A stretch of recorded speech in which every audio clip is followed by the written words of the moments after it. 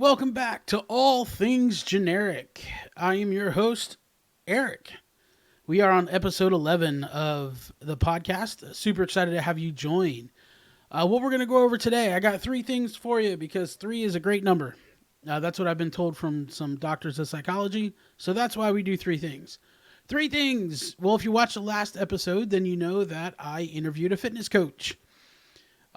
Which was a really cool thing. I loved learning more about him and his program and what he does, how he works with clients, stuff like that. Well, as I mentioned in the last episode, we had a follow-up conversation where he sent me a proposal for his program and me possibly working with him. And I had a very, very interesting reaction, quite a visceral reaction that I figured, hey, let's talk about it on the podcast. If we're trying to normalize the conversation around food, because this is what it was related to, then let's do it on the podcast. So we're going to do that. Number two, the second thing I want to talk to you about is I talked to a friend this past week who had some similar struggles that I do around food addiction. And man, was it nice to listen to a friend or talk to a friend who understood. And third, I want to talk about my struggles over the last 2 weeks. It's been a bit of a slog. Haven't been doing well in the eating department, and really actually was putting off recording this episode because, like, man, I'm not doing well. I'm struggling. I'm not as upbeat as I usually am. Do I go ahead and record a episode anyway because I need to and I want to be open and vulnerable? Is that going to be good content? Would it have been? I don't know. There's so many questions that ran through my head. I decided to put it off. And I'm recording it now, which is Monday. And I want to talk about the struggles, what kind of led to the struggles, what the struggles were, and how I got out of it. So that's going to be the episode today. But first, just kidding, still no sponsors. So on to the episode. Let's talk about the fitness coach. Let's talk about first the proposal. What was his program and what did he want me to do? And then I'll talk about my reaction. All right, my reaction to the coach's proposal. So if you weren't with us last time, I interviewed fitness coach Lance King. He is at King_fit_me on Instagram. Super nice guy. And I really, really enjoyed in talking to him. I really enjoyed his program. And I really enjoyed our follow-up conversation as well. The first thing I want to say is that there's absolutely nothing wrong with his program. His program is very, very good. It's very robust, very detailed-oriented. I was very impressed with how well put together it is. I've worked with many a coach, and this probably was the most well thought out. The best use of technology that I've seen. I was really, really impressed with it from an organizational standpoint. But I had a really weird reaction to it. So we went through the program. He's like, all right, man, here's what it is. Here's what I would do for you. Here's the program. Here's how would we work it. And I just had a very visceral reaction in my body. I was like, there was a very, very strong, deep emotional response that I had. And again, nothing wrong with the program. I like how he does the program. I like how he talks about setting it up and tailoring it for people and not doing any of these drastic changes or crash diets or anything like that. Everything he talked about was fantastic. But there was just something within me that I don't know. I don't know what it... I still haven't quite figured out what it was. The only thing that I can think of is that part of it kind of felt like something was being imposed on me, which doesn't make any sense because I'm already doing the program. I mean, not his specific program, but I'm already doing a program. I'm already restricting myself. So I don't understand why I would feel like this program is something that is being something being imposed on me. I'm already imposing on myself. But maybe it's the added accountability. Maybe it's the added. I mean, added pressure isn't the right word because there's no actual pressure. Like he's not going to pressure me. He's going to be there to help me, to motivate me, to encourage me. But for some reason, there's something about signing up for a formal plan that I don't know. I just bristle, not bristle. I don't even know what the right word is. I recoil. Again, his program was fantastic. It was a great program. Now, the one thing I do remember saying is that I am very protective over my eating right now because I've been on a lot of programs and I've worked with a lot of people that require perfection. And he's not. He's not requiring perfection. Let me be clear about that. He's not requiring perfection. And he's also very, very adamant that we will work with what you have and we will adjust when you are ready to adjust. But for some reason, it's just I don't want to do it. I don't want to do it. Now, another thing that he talked about was this idea of meal sequencing, and this isn't unique to him. I've heard this elsewhere before. I believe he talked about his GPS model: greens, proteins, sugar, sweets, starches, greens, proteins. I forget what the S is. But he talks about that the order helps to heighten satiation, or it makes you feel satiated faster. And well, again, I don't disagree. I'm sure that for some people that works, but my brain doesn't work that way. I don't I don't eat because I'm hungry. Like I don't need a reason to eat.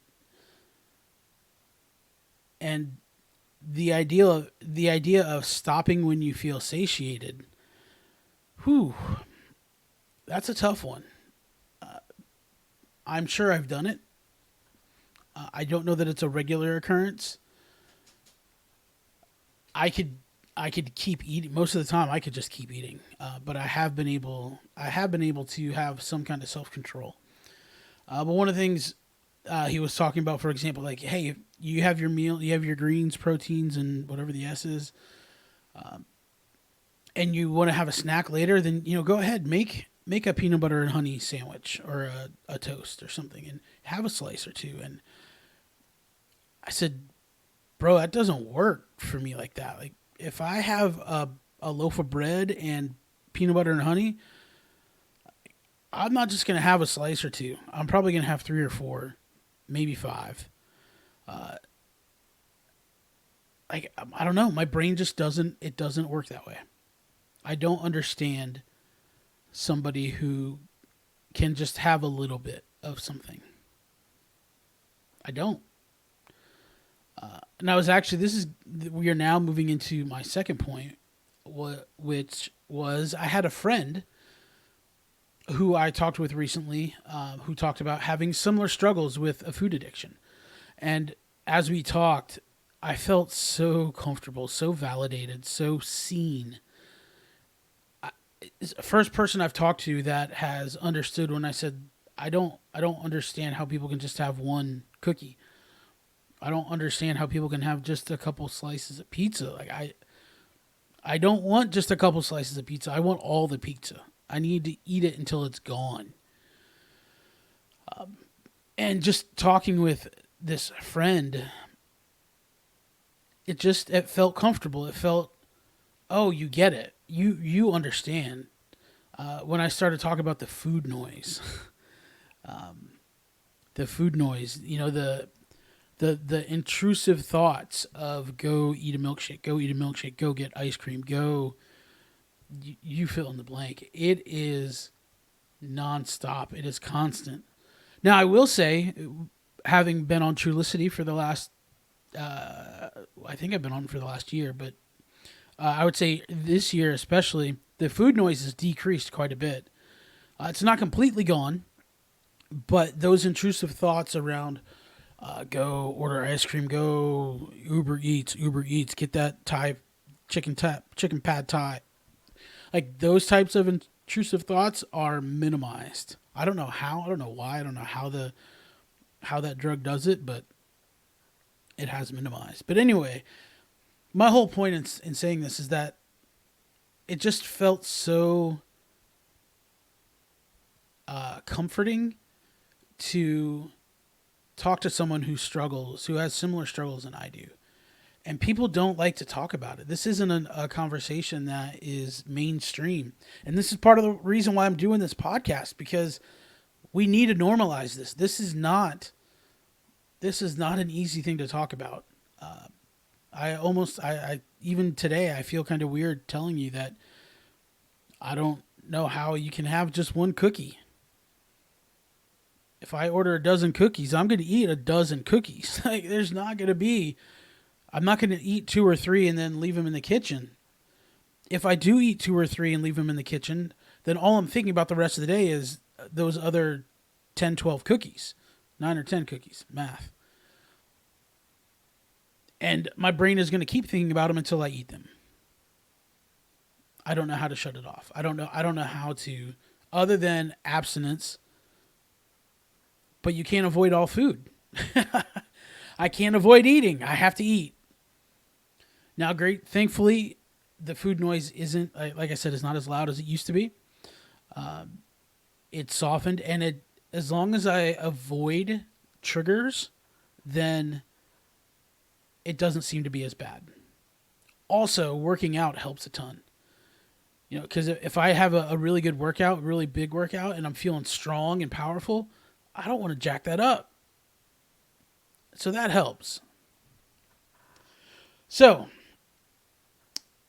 I talked to you about my reaction to the fitness coach. I talked to you about my friend who shares similar struggles with me.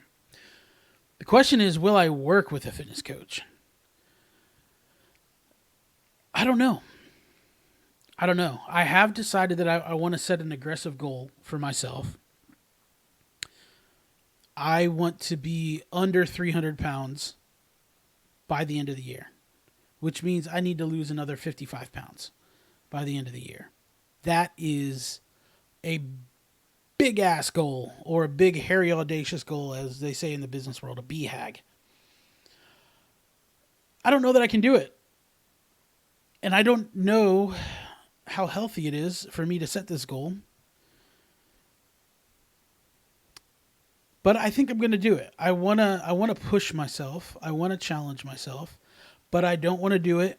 My rule is I can't do it in a crash diet sort of way. So I can't go on keto, I can't go on Atkins, I can't go on intermittent fasting, something to crash and lose weight quickly. If I'm going to achieve it, it's got to be by lifestyle changes. I have to be in a calorie deficit in order to lose weight. So again, I can't be a drastic where I'm only eating 1,000 calories a day. I've been on that diet before. It sucked. And I wouldn't be able to work out. So I've got to be able to work out, and I can't do this crash diet thing. Those are my parameters for my challenge. The question again, and Lance told me, he's like, man, there's no reason why you couldn't be under 300 by the end of the year. No reason. You should be able to do it. Will I work with a fitness coach? Part of me feels like it's cheating. Cheating who? Cheating what? I have no idea. Cheating myself? Why? I don't know. I mean, part of me, maybe it's my pride, maybe it's my arrogance. Part of me just says, man, I want to do this on my own. I don't want the help. Like I need to do this on my own. I think is what it is. I don't know why. I don't know why I feel that way. Because the other part of me is, don't be stupid, right? If this is really a fight for my life, and in many ways, this is a fight for my life, why the hell would I not avail myself to all means possible? Why wouldn't I? Why wouldn't I take advantage of an expert who's worked with many people who can help me. I don't know. I've worked with coaches in the past. I've had personal trainers. I've had dietitians. I've had I had a guy I was working with who he did my workouts and he cooked my meals for me. He would bring me at the beginning of the week. He would bring me my meals. All I had to do was warm them up and be done. And I dropped like 32 pounds in a month working with him. But he was requiring perfection, and I couldn't do perfection. And I wasn't interested in continuing down that program because I wasn't making the life changes that I need to make. It wasn't a sustainable lifestyle for me. So, yeah. Am I going to work with a fitness coach? What do you think? Should I? There's no harm, right? I mean, again, Lance's program is fantastic. It's great. I did argue a little bit about the exercise portion just because I'm really enjoying my workout program that I'm doing. Like, I really don't want to adjust that. But other than that, I don't know. I'd love to hear what you think, though. Should I work with a fitness coach? Will that help me reach my goals faster? Should I get over this visceral reaction that I had to working with him that it's like, dude, just get over it. Just do it. Do it. I don't know. Curious. All right. Final point of the day. Final point of the podcast. My struggles for the last 2 weeks. Whew. I told you at the top, man, I was really contemplating, do I record this podcast in the funky state that I was in? And maybe I should have, and maybe next time I will. I would love to hear what you think. Drop a comment below. Like, should I, when I'm in the midst of the mental battle, when I'm in the midst of the struggle, should I just record anyway and you guys get to see that side of me? I don't know how entertaining it'll be. It'll be real, that's for darn sure, but I had no idea what I would be able to say other than I'm struggling. My food choices have been terrible. I had this intrusive thought again of, I just want to eat. I just want to eat. All I want to do is I just want to eat right now. And it was tough. It was tough. I fell into bad habits. Fast food. I don't normally eat fast food much anymore. I did multiple times last week. I don't think it was a horrible... I mean, it was definitely overeating. I don't know that I would call it a binge. Definitely overeating. I would stop at Chick-fil-A in the morning, grab breakfast. Usually it would be a chicken burrito combo with a large diet Dr. Pepper. For some reason, I wasn't crossing the path into regular soda. And a chicken biscuit. Yeah. Another challenge that I had was Cheetos. When I got home from work, party size bag of Cheetos.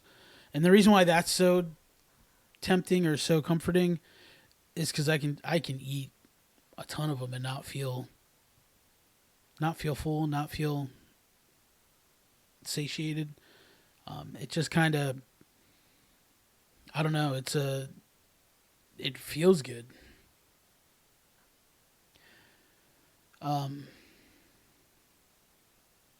Yeah, I was falling into bad habits. And I'm not sure why. I haven't done, well, I think why? A couple things that I could think of that may be causing it. One, some stress at work. Not terrible. There were some changes that took me by surprise. But I have a job. I have a full-time job. I have a well-paying job. So that didn't go away. But stress at work, and I know stress can definitely be a trigger. It's also, part of this could be just some pity that I have on myself, that I haven't continued to lose weight. Like, I've been stuck in the 350s for the last month or two. It's all related to my food choices. Also, I've talked about trying to change my food identity or my identity around food that I eat to fuel my body. I eat I eat to for maximal performance and peak efficiency. And the idea of trying to change my food identity, maybe it's going to get worse before it gets better because I'm working through some things. I'm working out there's some definite battles within my body. Like when I think about, I'm eating to fuel my body. Man, there's some deep rooted emotional stuff there. I've talked about my dad's lasagna. Like, will I ever be able to eat it again? That's that's emotional. It is. It is. But I do feel like I'm in a much better spot now. As of today, anyway. This weekend was not horrible, but not great.